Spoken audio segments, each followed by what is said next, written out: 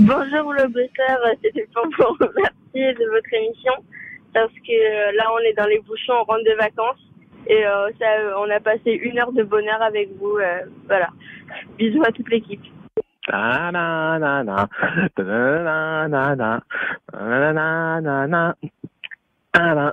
Ouais, bah c'est ça mon premier souvenir avec X-Men. Alors bon, j'ai beau ne pas avoir lu la BD, mais pour moi ma période préférée c'est l'époque Jim Lee, Joe Mad, parce que ça aboutit forcément à la série, mais aussi au putain de versus fighting édité par Capcom, que ça soit X-Men, Children of the Atom ou alors bientôt les Marvel versus Capcom, qui ont été carrément déterminants pour moi.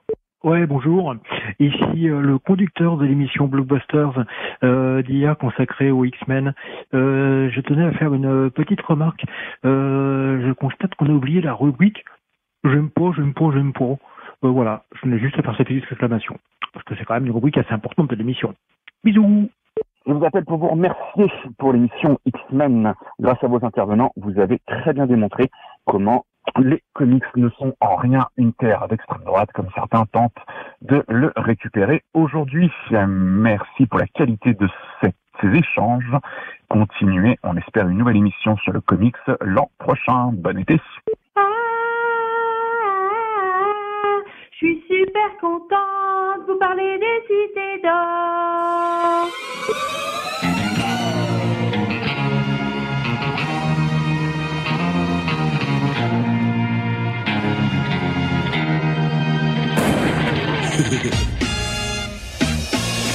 To be or not to be, not to be.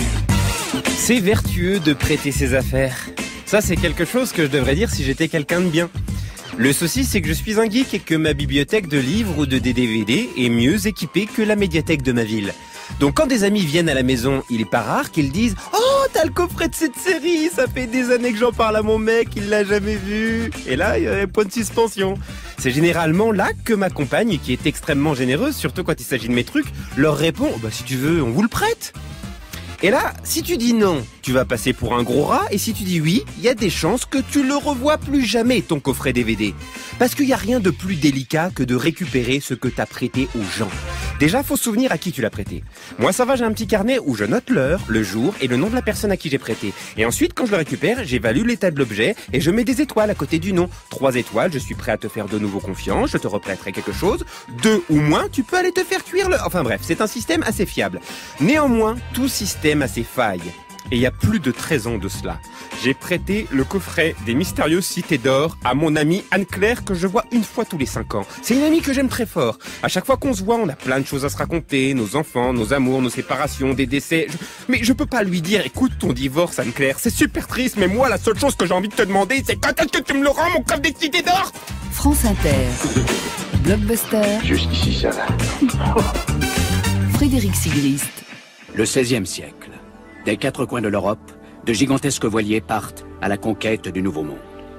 À bord de ces navires, des hommes avides de rêves, d'aventures et d'espace, à la recherche de fortune. Qui n'a jamais rêvé de ces mondes souterrains, de ces mers lointaines peuplées de légendes, ou d'une richesse soudaine qui se conquerrait au détour d'un chemin de la cordillère des Andes? Qui n'a jamais souhaité voir le soleil souverain guider ses pas, au cœur du pays Inca, vers la richesse et l'histoire des mystérieuses cités d'or? Il y a des dessins animés que tout le monde connaît. Dragon Ball, Olive et Tom, Tom et Jerry. Et puis, il y a des dessins animés que tout le monde aime. Albator, Ulysse 31, Cobra. Vous avez vu comment je tease discrètement les prochains épisodes de Blockbuster ? Et la série qui nous intéresse aujourd'hui, Les Mystérieuses Cités d'Or. En 1983, grâce à l'émission Récréa 2, la France découvre les aventures d'Esteban, Tao et Zia, 3 enfants à la recherche d'une cité d'or sur fond de conquête espagnole du XVIe siècle.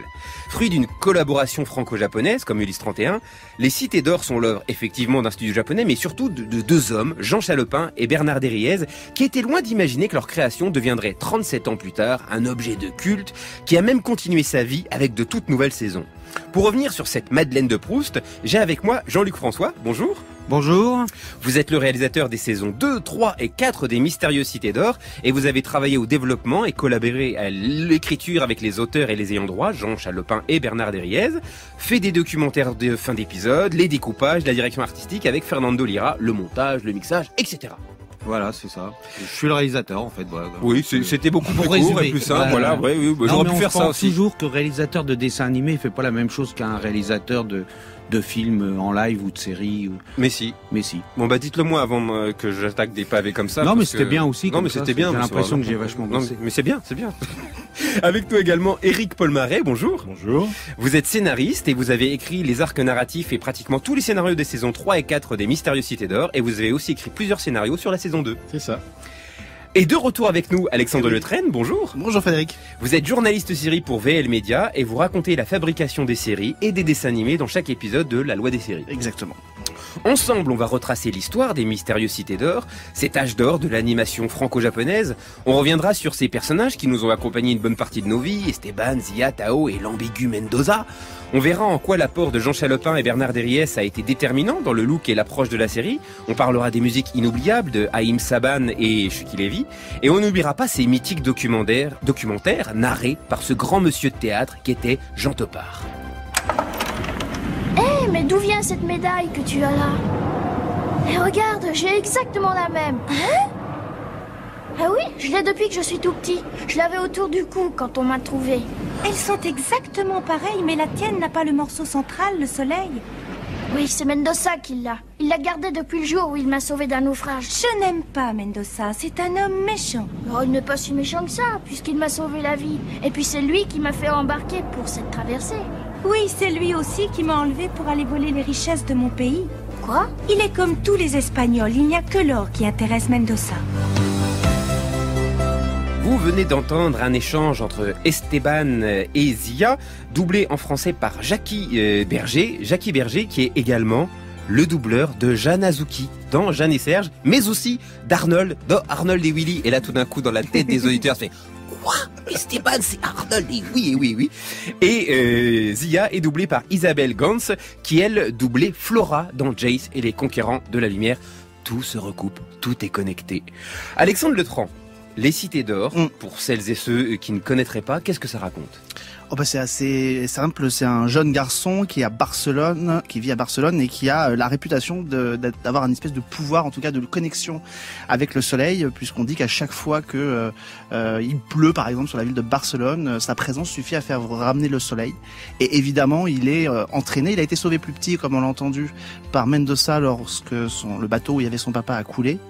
Mendoza l'a gardé contre lui avec le fameux pendentif qu'il avait autour du cou et il va entraîner évidemment. D'ailleurs, il l'a gentiment délesté de son pendentif, d'un morceau de son pendentif. Oui, parce que ça, on le voit dans le dessin animé. Mendoza, il apparaît évidemment gentil, il a une bonne voix, il a un bon charisme. En fait, c'est quand même un mec particulièrement intéressé, on dirait très cupide, et donc il va entraîner Esteban sur les routes de la conquête de l'Amérique du Sud et des conquistadors tels qu'on les connaissait et qui ont fait partie de l'histoire. Et sur le bateau qui les emmène en Amérique du Sud, il va rencontrer une jeune fille qui a été enlevée à son peuple et qui est Zia, et ils vont croiser plus tard un troisième petit garçon sur une île des Galapagos qui s'appelle Tao, qui est un héritier de l'empire de Mu, qui est justement cet empire de Mu qui a donné naissance lors de son affrontement avec l'Atlantide à la création de ces mystérieuses cités d'or qui sont réparties sur la planète. L'élément fantastique de la série. Voilà. Jean-Luc François, comment est né ce projet? Parce que on l'entend dans ce résumé, c'est quand même une série assez ambitieuse pour des enfants. Tout à fait. Il y a Jean Chalopin et Bernard Derriès qui ont essayé je pense que c'était dans les années 90 et même dans les années 2000 de faire une suite et ça a pas marché. Et à un moment, Bernard avait une boîte de dessins animés qui s'appelait, j'ai oublié le nom, Story. Merci Eric. Et il était dans les mêmes locaux que mon producteur. Eric Jacot, donc qui avait sa boîte qui s'appelait Blue Spirit, enfin qui s'appelait pas Blue Spirit, mais bon, je vais pas rentrer dans les détails. Donc ils ont dû se parler à un moment, et puis cette idée de suite a germé à partir de ce moment-là.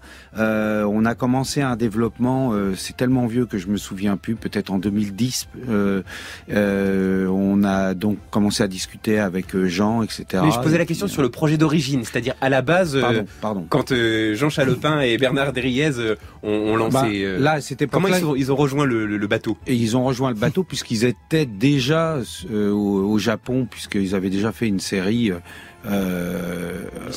Ulysse 31 donc au Japon, et donc je pense que ils ont raccroché le wagon de cette série qui est déjà pas mal développée au Japon, puisque les Japonais étaient très intéressés d'avoir un coproducteur français. Eux, ils étaient très intéressés de continuer à je pense aussi à connaître la grosse expérience qu'avaient déjà les Japonais à cette époque-là pour faire des dessins animés. Dans les années 80, c'est grâce au plan image qu'a fait Jack Lang qu'on a commencé à retrouver à nouveau le grand moment du dessin animé français. Oui, parce que c'était l'époque aussi de chaînes publiques où il y avait vraiment très peu d'espace pour des dessins animés. C'est la différence avec le Japon, c'est qu'au Japon, il y a 6 chaînes qui peuvent diffuser des programmes, dont 5 qui sont privées. Donc il y a beaucoup d'espace. Donc effectivement, des chaînes comme Fuji TV se lancent dans la production de dessins animés. Ils vont même adapter des romans français. On voit Belle et Sébastien par exemple, qui a été adapté par les Japonais. Et à un moment donné, il y a le studio NHK qui décide de se lancer dans l'aventure en se disant, nous aussi, on va produire des dessins animés.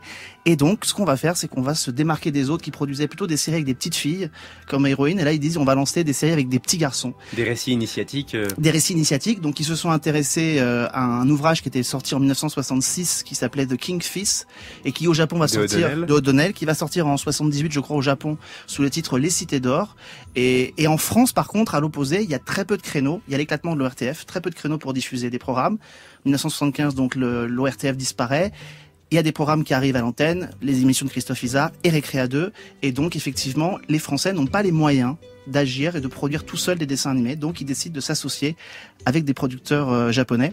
C'est comme ça. C'était déjà ce qui s'était passé pour Ulysse 31. Et ils ont une réputation au Japon. Derriès et Chalopin, avec un studio qui s'appelle la DIC, vont avoir une solide réputation et ils vont s'associer avec un créateur au Japon qui s'appelle Kaneko et qui va lui aussi, qui veut produire, adapter les Cités d'Or avec ce mélange donc de doc et de dessin animé. Et ils agiront de la même manière avec Jace et les Conquérants de la Lumière, mais avec les Américains cette fois-ci. Exactement. Pour pouvoir vendre des jouets. Oui, parce que ça, c'est quelque chose qu'ils ont compris dès 78 avec le succès du générique de Goldorak. Ils ont compris qu'il y avait matière en anticipant avant le merchandising d'assurer le financement d'un projet. Et donc sur les Cités d'Or, c'est notamment toute la partie chanson qui permet de comprendre, et la musique aussi, mais la partie chanson avec le générique de Jacques Cardona qui est quand même assez iconique. Éric Paul Marais, vous êtes dans la même situation que moi, vous avez reçu les Cités d'Or en tant que spectateur avant d'en devenir le scénariste. 83, oui. J'avais 14-15 ans. Hein. Et comment ça s'est passé cette rencontre? C'était une série qui d'emblée était différente des autres. C'est ça qui m'a vraiment surpris. J'aimais bien le dessin animé. Bon, j'avais 15 ans, donc j'étais un peu vieux pour les regarder, mais je les regardais sous l'angle. C'est tellement triste ça. Ça sera peut-être mon métier. Enfin bon, on trouve toujours des excuses pour regarder le dessin animé. Et puis alors celle-là, brusquement, c'était du cinéma. Une série, le principe de la série, c'est la récurrence. Donc c'est toujours les mêmes décors, toujours un petit peu les mêmes lignes narratives. Et puis là, brusquement, on se baladait, c'était un grand voyage. J'aime beaucoup l'histoire, donc j'étais comblé. Il y avait cette petite touche science-fiction qui me rappelait en fait les bouquins qu'on lisait beaucoup, nous, quand j'avais 12-13 ans. Toute la collection L'Aventure Mystérieuse, les bouquins rouges. Ça avait littéralement envahi la France, ce truc-là. Et c'était en fait toutes les théories qu'on trouve dans les Cités d'Or, on les trouvait dans ces bouquins. La Mue, l'Atlantide, les grands ancêtres, enfin. Et donc tout ça, ça faisait résonance. Et je me suis complètement immergé dans cette série. Je l'ai vue et revue. Et quand j'ai entendu qu'on faisait la suite, j'ai pris j'étais pas sur la liste des scénaristes, hein. On m'avait oublié. On n'en voulait pas. Je ne sais pas pourquoi. Vous avez poussé quelqu'un dans les escaliers. Je suis carrément allé voir TF1. Je connaissais quelqu'un à TF1 et là pour le coup j'ai pris le truc à l'abordage. Et parce que je voulais pas laisser passer ça. C'était pas possible. Alors j'ai une certitude dans cette émission, c'est que ce soir et demain, vous allez avoir une chanson dans la tête. Et à mon avis, il y a des chances que ça soit celle-ci. On va écouter le générique des Mystérieuses Cités d'Or par le groupe Apollo. C'était le générique des Mystérieuses Cités d'Or interprété par le groupe Apollo. Vous êtes dans Blockbuster sur France Inter et nous sommes toujours avec le réalisateur Jean-Luc François, le journaliste Alexandre Letraine et le scénariste Éric Paul Marais pour parler du dessin animé Les Mystérieuses Cités d'Or. Le moment est venu, Esteban, de prendre la plus grande décision de ta vie. Le moment est venu pour toi de quitter Barcelone. Ton père était plus brave, il n'aurait pas hésité. Quoi? Alors, vous connaissiez le père Rodriguez? Non, ton vrai père, celui qui te tenait dans ses bras quand un marin t'a sauvé du naufrage. Ce marin, c'était moi. Oh, En voici la preuve. ça alors? Ceci est l'autre moitié du médaillon que tu portes depuis ton enfance. Je n'en avais pas le droit, mais je l'ai pris après t'avoir sauvé. Hé, là, doucement, jeune homme, je ne peux pas te le rendre comme ça. Mais il est à moi. Depuis 10 ans, je me suis renseigné sur ce pendentif. Et maintenant, je suis certain qu'il provient de ces mystérieuses cités d'or. Une mystérieuse cité d'or? Oui, mon garçon. Je crois même que ton père et toi veniez d'une de ces cités là-bas, dans ce nouveau monde, à l'ouest, au-delà des océans.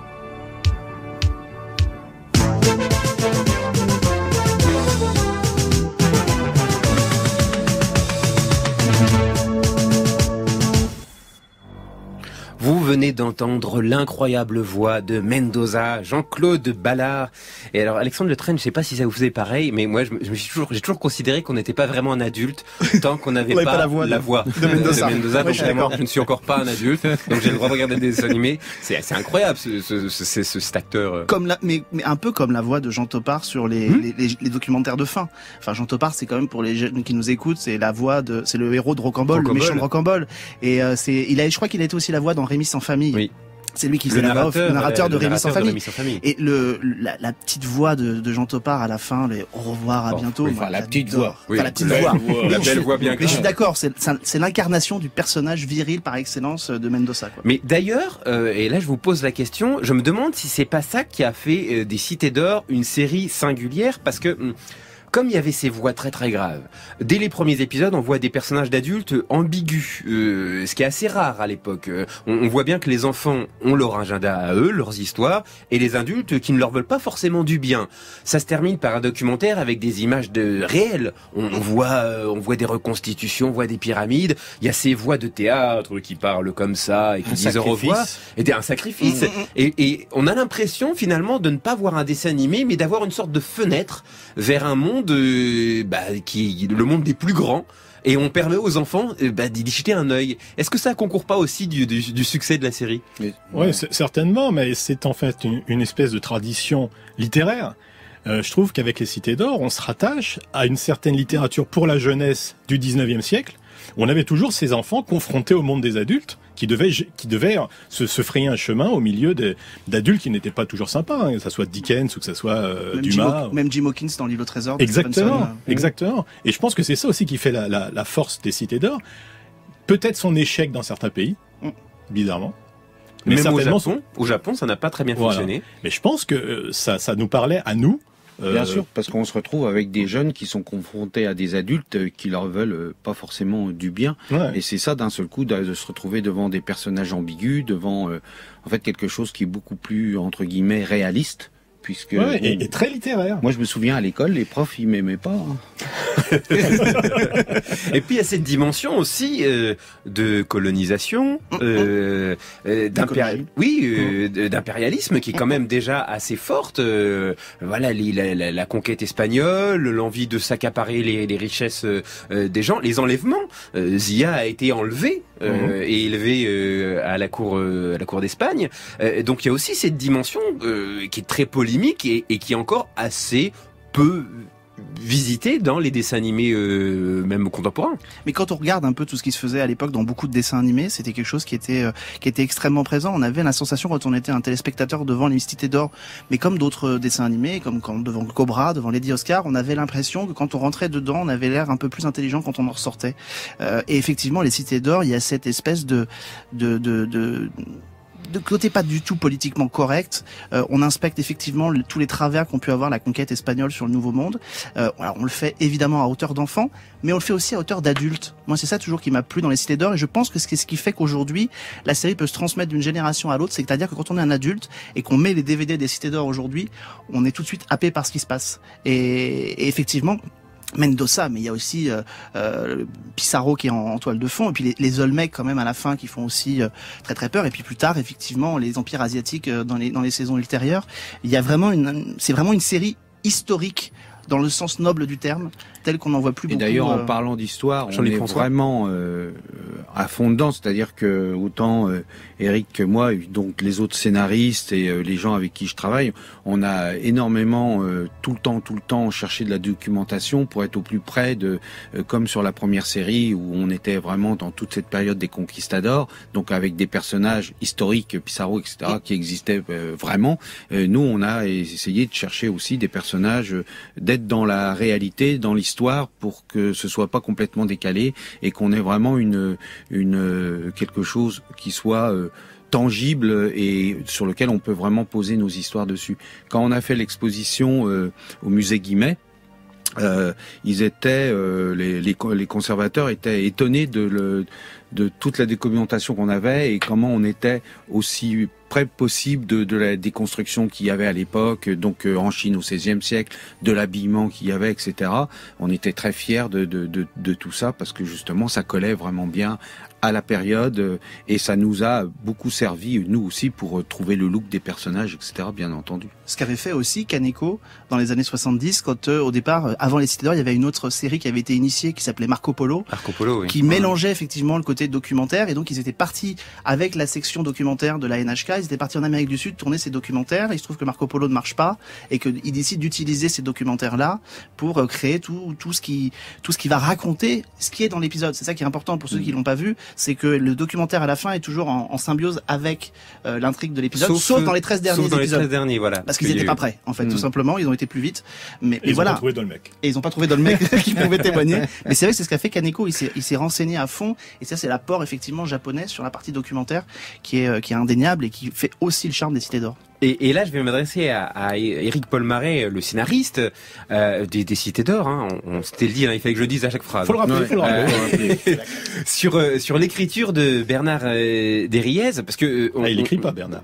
Il réalise. Oui. Alors c'est Jean Chalopin. Ouais, c'est plus Jean. C'est plus Jean Chalopin. Alors sur ce côté leitmotiv assez récurrent dans leur œuvre commune, avec Ulysse 31, Jace et Conquérant de la Lumière, sur le père qu'on recherche. Ou le père absent. Il y a un truc quand même. Je connais pas assez bien Jean Chalopin pour pouvoir vous dire si lui-même a vécu ça dans son enfance. C'est peut-être un traumatisme vécu par lui-même, je sais pas. Mais c'est vrai que c'est assez récurrent dans ses dessins animés. Il le dit lui-même d'ailleurs. Alors en même temps, c'est toujours une bonne piste pour un scénariste. Le père qu'on a perdu. Bah oui, parce que la mère, c'est difficile. La mère, dans l'esprit d'un gamin, elle est là. Oui. On grandit dans l'ombre de sa mère. Le père, on sait pas trop. Là, il y a plein de gens qui disent, avec la charge mentale, évidemment. Voilà. On sait pas, même moi, je sais pas où il est. Ouais. Donc, ça laisse des portes ouvertes, le père. Et c'est vrai qu'il y a eu énormément d'œuvres autour de cette idée. Qui est mon père? J'ai besoin de savoir. Donc ça, c'est encore une fois assez classique. Donc les pères absents, en fait, ils le font juste pour laisser aux artistes la possibilité d'avoir des histoires à raconter. Je crois, ouais. Et je crois que ce qui est pas bête, en fait. Ouais. C'est le père aventurier. Je crois qu'en plus, Kaneko et Derriès et Chalopin l'ont réitéré. C'est dans un autre dessin animé qui vient après, qui s'appelle Pole Position. Oui. Qui est un très court dessin animé de 13 épisodes, mais aussi avec un générique culte aussi. Avec un générique tout aussi culte, on vous l'épargnera, mais très culte. Et effectivement, où c'est 3 frères et sœurs, je crois, qui sont au volant de voiture, et c'est effectivement la dernière alliance de Kaneko avec Derriès et Chalopin. Et puis ils ont essayé de le refaire avec les jumeaux du bout du monde. Pour TF1, exactement. Qu'on préfère oublier, mais qui était exactement une espèce de décalque des Cités d'Or, mais qui se passait au 19e ou tout début du 20e. Donc on peut imaginer un crossover où tous ces pères absents sont réunis ensemble. Ils sont quelque part à la taverne. Et parlent de leur famille disparue. J'ai envie de voir le monstroplante avec les Cités d'Or. Chez toi, je sais pas, on a été combien de saisons. Et Alexandre Le Train, quel était le paysage des dessins animés, de l'animation française à cette époque? Quasiment désert en fait. Jacqueline Joubert avait un vieux rêve. Elle aurait aimé que Récréa 2 devienne un paysage dans lequel il y aurait que des dessins animés français. Donc les dessins animés japonais auraient servi un petit peu de tremplin en attendant qu'on puisse produire des dessins animés. Je crois qu'elle va y arriver à une seule reprise, c'est avec Clémentine. En 1985 ou 86. Mais jusque-là, il n'y en a pas beaucoup en fait. C'est ou le fruit de coproduction, ou alors ce sont les programmes jeunesse comme on a connu dans les années 70. Donc avec, il y avait Oum le Dauphin peut-être, mais je suis même pas sûr que ce soit une production française. Ça aussi c'est un générique. Ça c'est un générique culte. Mais il y en a très peu en fait. Au départ, on l'a dit, il faut remplir les créneaux, donc on apporte beaucoup de dessins animés. Que des petits studios, genre ou des anciens studios, genre Jean Image, des choses comme ça qui faisaient. Je me rappelle plus. C'était un truc super connu. Enfin, c'est l'époque que j'ai dû voir quand j'étais gamin. C'est vraiment avec le plan image de Jack Lang que ils ont, je crois, j'ai bossé avec un réalisateur quand j'étais encore assistant réal avec Michel Gauthier, qui m'a expliqué qu'ils avaient pris tous les gens qui gravitaient autour de l'animation en France, ils les ont mis dans un 747 et les ont emmenés tous au Japon, à Tokyo, pour aller faire une visite guidée de toutes les boîtes de dessins animés japonaises pour voir un peu comment ça se faisait. Et on voit que maintenant, 40 ans plus tard, la France est le 3e producteur mondial de dessins animés. C'est quand même impressionnant. Peut-être Albert Barillet avec la saga Il était une fois la vie. Ouais, lui, il était déjà là. Il était déjà là, il était déjà installé. Alors, ça fait des années que dans les messages que je reçois, vous réclamez un blockbuster sur les Cités d'Or, donc j'imagine que vous avez des tonnes de souvenirs à partager sur cette série. Donc vous pouvez appeler notre répondeur, je vous redonne le numéro 01 56 40 30 20, 01 56 40 30 20. Alexandre Le Traîne, oui. Il y a aussi, dans les Cités d'Or, la musique qui a joué un rôle absolument prépondérant. La musique de Chouki Levy et Raïm Saban. Vous dites Raïm Saban? Je crois que c'est ce qu'on dit. Il me semble, j'avais entendu. Ouais, il se dit comme ça. C'est un monsieur. En Chine. Oui, mais je crois que c'est comme ça que j'ai entendu qu'on le prononçait. Et c'est bien, sûrement. Et c'est peut-être bien. Mais alors, c'est quelqu'un que 2 générations d'enfants connaissent, Raïm Saban. Et les plus jeunes, ils le connaissent parce que c'est lui qui importe les Sentai de Japon et qui lance les Power Rangers aux États-Unis. Voilà, et les puis Bioman, les Bioman et tout ça. Voilà. Et c'est en voyant Bioman qu'il les importe. Et puis avant, Raïm Saban, il vient d'Israël. Il est venu en France. Il s'occupait d'un jeune garçon qui s'appelle Mike Brandt. Et puis il va produire surtout le 45 tours du deuxième générique de Goldorak, exactement, chanté par Noam. Et puis donc il va s'associer avec son partenaire Chouki Levy et ils vont devenir notamment à la tête d'une grosse boîte de production. Ils vont faire beaucoup de génériques en France. C'est à eux qu'on doit les génériques français de Pour l'amour du risque, de Starsky Hutch et de tant d'autres.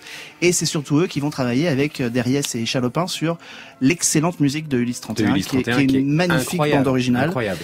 Et donc ils vont être appelés justement pour composer la musique des mystérieuses Cités d'Or, version française, parce qu'effectivement il y a eu un gros désaccord entre les Japonais et les Français sur la façon, la majesté que devait prendre la musique. Et du coup il y a une bande originale au Japon et il y a une bande originale ici. Je trouve effectivement est très réussi pour avoir entendu des bouts de la version japonaise qui est beaucoup plus marquée années 70-80. Enfin il y a pas cette.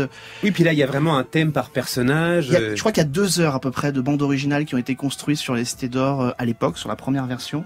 Et ce que je trouve, c'est qu'effectivement, la nouvelle série a su rendre hommage à cette musique tout en la modernisant. Et ça, je trouve que c'est important parce que ça fait partie aussi de l'héritage et de la non-trahison de l'œuvre des 2 dernières saisons, pour l'instant, en attendant la 4e. Et cette majesté et cette puissance de la bande originale des Cités d'Or qu'on peut écouter, là on l'entend depuis tout à l'heure, mais on peut l'écouter sans problème, indépendamment du dessin animé. Et alors, il y a le générique évidemment qu'on a entendu en début d'émission avec Jacques Cardona. Jacques Cardona, ouais. Qui n'en est pas non plus à son coup d'essai dans les chansons de dessins animés. Oui, mais enfin, tout sur les dessins animés, tout sur les Cités d'Or, on a affaire à des gens qui connaissent au Japon, le studio Pierrot qui est à la manette toute l'animation du dessin animé. C'est un studio qui a produit Belle et Sébastien, qui a produit Nils Holgersson.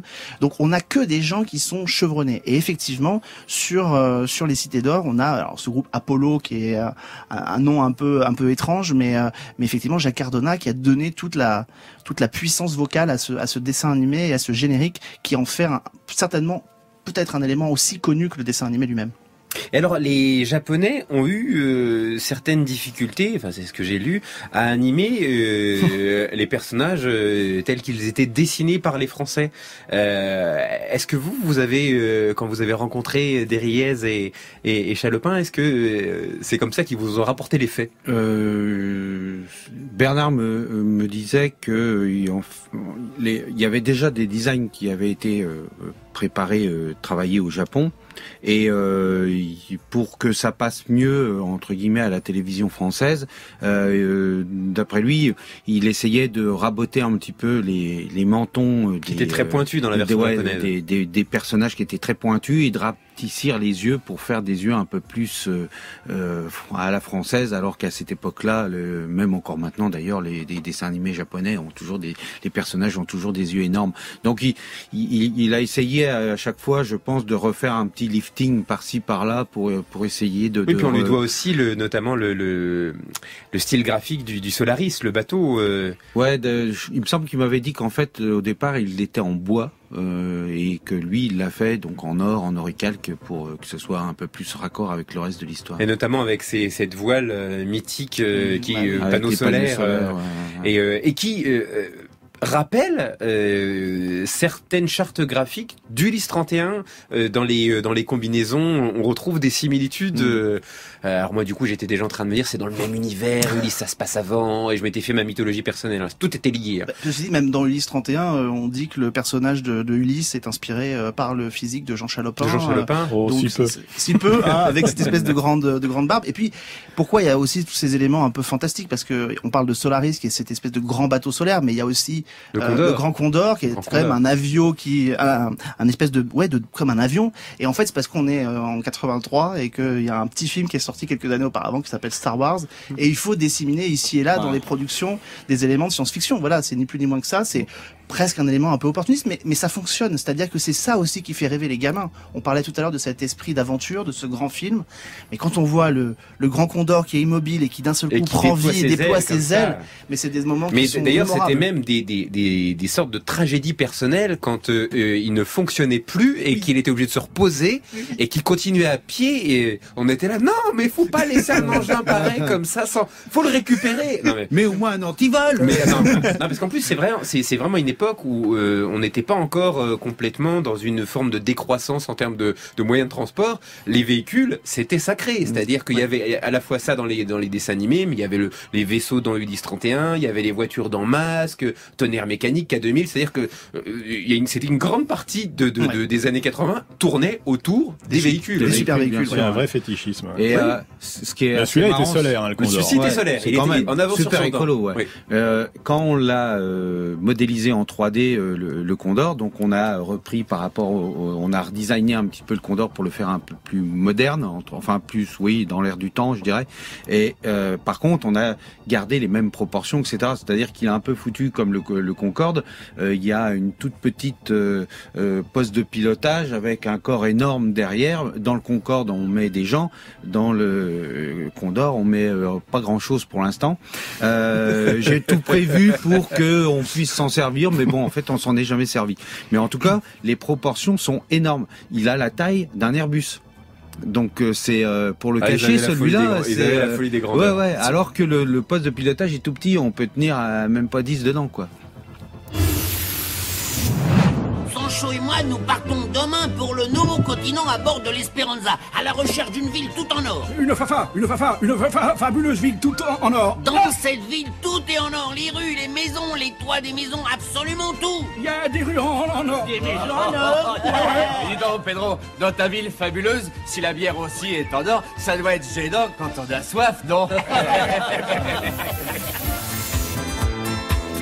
Vous venez d'entendre Pedro et Sancho doublés par Francis Lax, le Francis Lax qui double aussi Han Solo. C'est-à-dire que et Hutch, c'est Magnum, c'est énorme. Et aussi donc Jacques Ferrière qui lui doublait Rigel dans Goldorak. Ben c'est pas mal. c'est pas mal. Et je voudrais pas qu'on nous en veuille, alors je voudrais quand même citer Odile Schmidt. Évidemment, parce Tao. que Tao, qui était aussi la voix donc de Eva Longoria, et je le dis parce qu'effectivement elle nous a quittés là à la fin du mois de mars. C'était une super comédienne et que la voix qu'elle donne à Tao est évidemment emblématique. Voilà, Tao qui d'ailleurs au départ ne devait pas s'appeler Tao, il devait s'appeler Lao, en hommage à Lao Tse. Donc, mais voilà, les voix de cette époque-là, et notamment. Mais c'était des comédiens incroyables, même en dehors du sur scène, on pouvait les voir briller, et c'est vraiment ça qui a infusé dans toute la série. Les puristes diront toujours que effectivement il peut y avoir une forme de trahison parce que c'était une époque aussi où le doublage se faisait aussi un peu en s'adaptant aux dessins qu'on avait.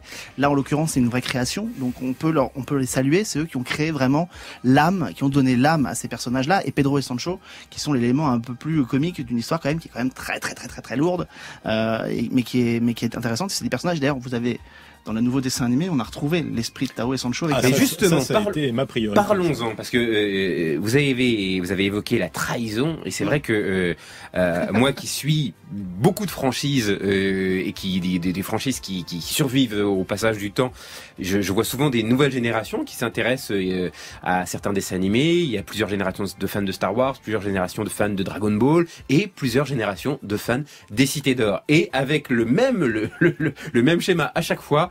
Les nouveaux aiment les nouvelles saisons et les anciens disent non, c'est une trahison. Donc comment vous l'avez vécu, parce que ça a quand même été assez compliqué. Ah mais ça a même été violent. Violent. Par moments on a eu des menaces, des menaces physiques. Il y a eu des trucs sur internet. Toujours dans la mesure. Non mais c'est hallucinant parce qu'on n'y croit pas. On fait du dessin animé quand même, faut le préciser. Et on avait des types qui disaient ouais, on se donne rendez-vous là. J'ai eu l'adresse de Blue Spirit. On se donne rendez-vous comme ça devant la porte et on les chope quand ils sortent. Alors, outre le fait que c'était pas la bonne adresse, mais enfin bon, je sais pas le pauvre gars. On a une pensée émue pour celui qui habitait à la mauvaise adresse. C'est ça, ouais. N'a pas aimé comment t'as dessiné, mais je sais pas dessiner, ça se voit. Mais c'est beau chaud. Et on a eu des trucs comme ça, quoi, alors à l'époque en plus on sortait un petit peu de la deuxième trilogie Star Wars, donc on relativisait parce qu'on savait ce qui s'était passé. Et Lucas avait eu cette phrase magnifique. Quand on lui disait, ouais, Jar Jar Binks, tout ça, les fans sont remontés contre vous. Et il avait dit, écoutez, je tiens à remercier les fans pour leur soutien absolu pendant toutes ces années, mais je voudrais leur rappeler une chose, c'est que, s'agissant de Star Wars, il y a qu'un seul patron, et le patron, c'est moi. C'est Disney. Maintenant, c'est Disney. À l'époque, c'était encore lui. Et je crois que c'est un peu le problème des fans, c'est qu'au bout d'un moment, ils se sentent propriétaires du truc. Il y a même eu un mouvement aux États-Unis pour réclamer une espèce de droit juridique sur les séries qu'ils aiment. Enfin bon, et par moment, nous, on est sur les Cités d'Or, on était un petit peu les imposteurs, quoi. Et alors, Éric Paul-Maret, vous avez décidé de changer de nom à quel moment? Justement au moment où on a commencé à donner mon adresse sur Internet. Parce que ça, c'est vraiment arrivé. Mais même quand on savent pas que t'habites. Et Jean-Luc François, qu'est-ce qui vous a c'est pas mon vrai nom non plus. Hein. Oui, non, mais on préserve l'anonymat. Avoir 3 prénoms, Jean-Luc, François. Non, mais franchement, qui c'est qui croit? C'est quand t'arrêtes tes noms, mais pas tu gardes. Non, ou alors les tueurs en série aussi ont plusieurs. Donc je vous demanderai pas ce que vous faites de votre temps libre, mais Jean-Luc François, comment vous est venue l'idée? Alors vous l'avez un petit peu évoqué tout à l'heure, mais est-ce que c'est TF1 qui a demandé une suite aux Cités d'Or ou Non, c'est vraiment je pense, il faudrait redemander à Eric, mon producteur. Je pense que au début c'est venu entre lui et Bernard Derriès d'une discussion comme ça. Après il m'en a parlé, on a commencé à travailler dessus, on a commencé à faire des designs. Je me souviens les premiers designs que j'ai montrés à Jean. Il les a regardés en 3/10 de seconde alors qu'il y avait 3 mois de boulot, en disant que c'était de la merde. Donc c'était assez. Les premières réunions ont été assez compliquées. Puis au fur et à mesure, il y a eu on a commencé à se dire tiens, on tient quelque chose graphiquement, scénaristiquement parlant. Le développement a été long. Et on est passé par tout un tas d'étapes graphiques complètement différentes. On a commencé à travailler avec un autre logiciel, dans un autre style graphique. On a voulu faire un pilote, puis à un moment on s'est dit non, c'est de la merde, on change. Et tout le processus de création au départ a été compliqué. Puis d'un seul coup, la confiance mutuelle a fini par naître de tout cette micmac de recherche, pas d'engueulade, hein, mais on n'a jamais été jusque là. On s'est pas battu non plus, je crois. Hein. Mais non, il y a les fans pour il y a vraiment eu beaucoup de recherches, beaucoup de discussions avec Jean, avec Bernard, avec Eric, avec tous les gens qui travaillaient sur le projet pour arriver à ça. Quoi. Et pour une saison, c'est combien de mois de travail, beaucoup combien de personnes, sang, de pleurs et de larmes et de sueur. Maintenant, on essaye de tenir ça dans 2 ans à peu près, quoi. Voilà. Pour une saison, il faut 2 ans. Pour une saison, mais ce qu'on compte, c'est sur les 2 ans, on est vraiment dans la fabrication, c'est-à-dire à partir du moment où on attaque pour de vrai. On a déjà des scénarios de prêt, on a déjà des designs de prêt, on a déjà le pipe pour fabriquer tout ça qui est prêt. Qu'est-ce que le pipe ? Le pipe, c'est la technique qu'on va utiliser et toute l'arborescence qu'il va y avoir entre le scénario et la sortie des images et le PAD, le prêt à diffuser. Oui, on donne a les mêmes termes. qu'on donne à la télévision, quoi. Donc c'est toute cette technique qu'on va mettre au point, le logiciel, comment on va faire les animatiques, comment on va faire le son, etc.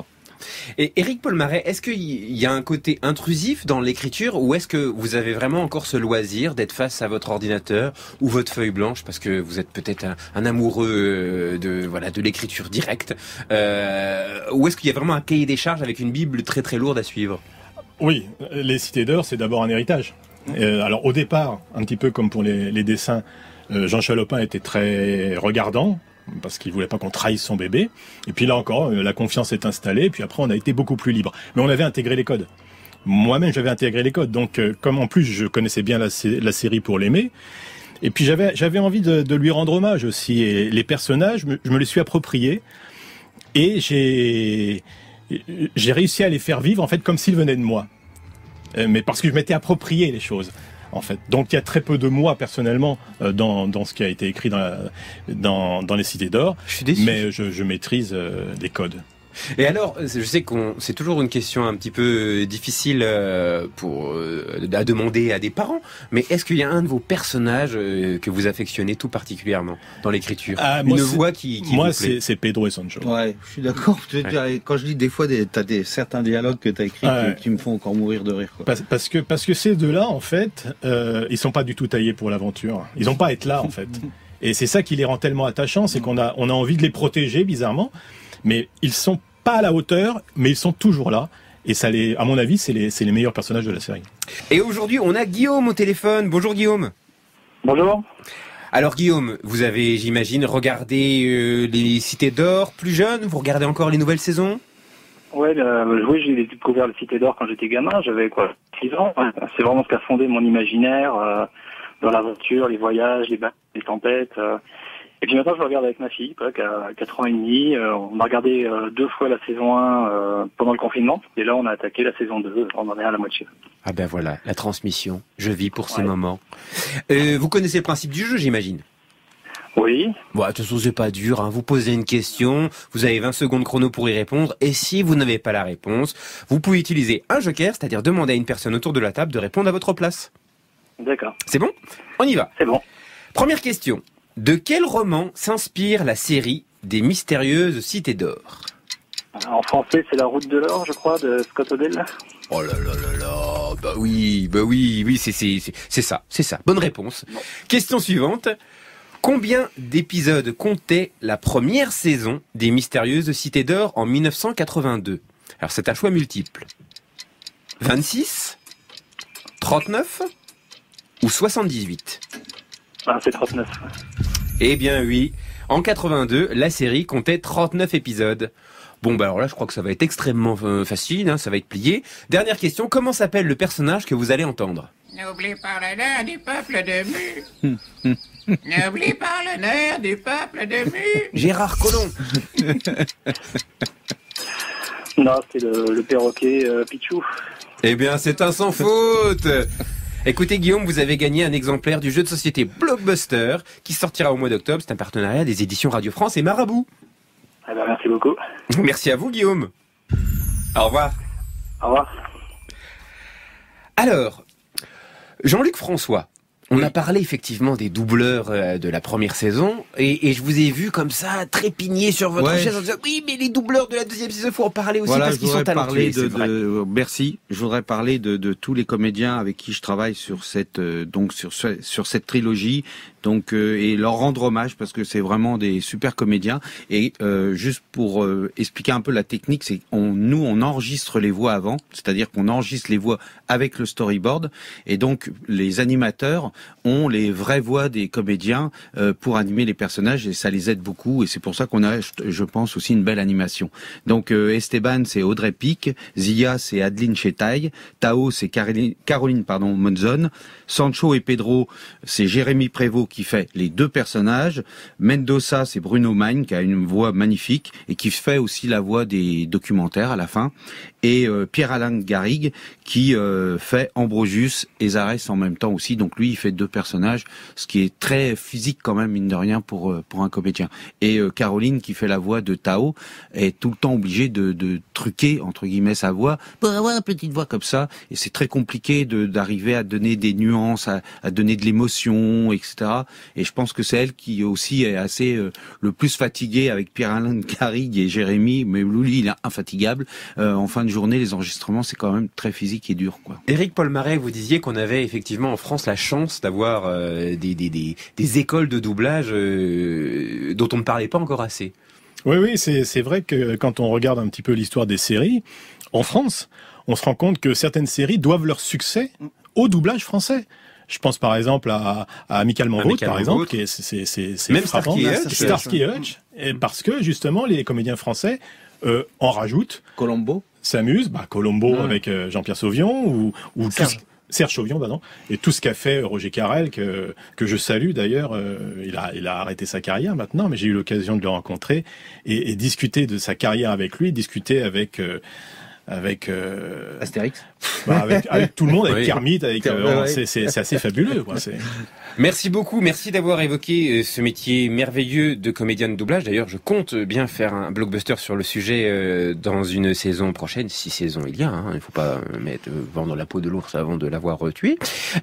Merci à vous tous, merci au réalisateur Jean-Luc François, le journaliste Alexandre Letraine et le scénariste Éric Paul Marais, scénariste des Mystérieux Cités d'Or, non ? Absolument. Mais oui, c'est bien de le rappeler.